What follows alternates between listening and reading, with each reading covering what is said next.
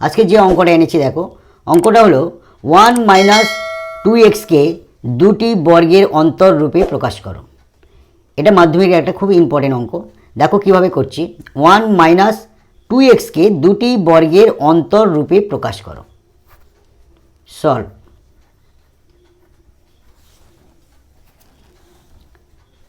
1 minus 2x, এটাকে আমরা 1 minus 2x, 1 into 1 minus 2x, এটা সমান আমরা লিখতে পারি। এইবারে দেখো দুটো পার্ট হলো।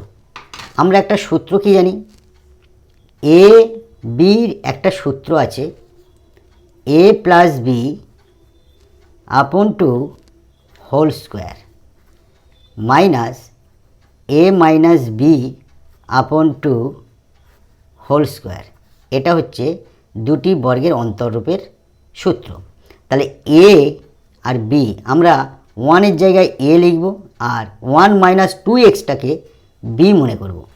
তাহলে আমরা এই সূত্রানুসারে কী লিখব দেখো, এ প্লাস বি, এ মানে 1 প্লাস বি মানে আমরা ব্র্যাকেট দিচ্ছি 1 মাইনাস 2x আপন টু হোল স্কোয়ার মাইনাস, আবার দেখো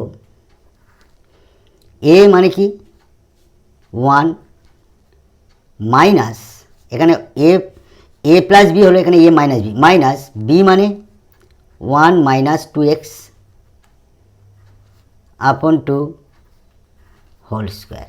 এইটি ইকুয়েশন করলে আমাদের দুটি বর্গের অন্তররূপে প্রকাশ হয়ে যাবে। এবারে দেখো 1 প্লাস ব্র্যাকেট থেকে বের করে নিয়ে আসছি 1 মাইনাস 2x আপন টু হোল স্কোয়ার মাইনাস, এখানে 1 মাইনাসটা গুণ হয়ে বেরিয়ে আসবে, মাইনাস 1 মাইনাসে মাইনাসে প্লাস 2x আপন টু হোল স্কোয়ার। নেক্সট লাইনে দেখো 1 1 2 মাইনাস 2x আপন টু হোল স্কোয়ার।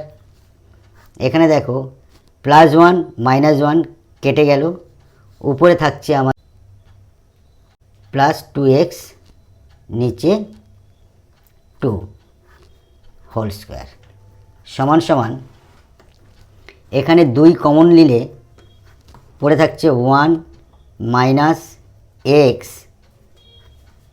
আপন টু হোল স্কোয়ার মাইনাস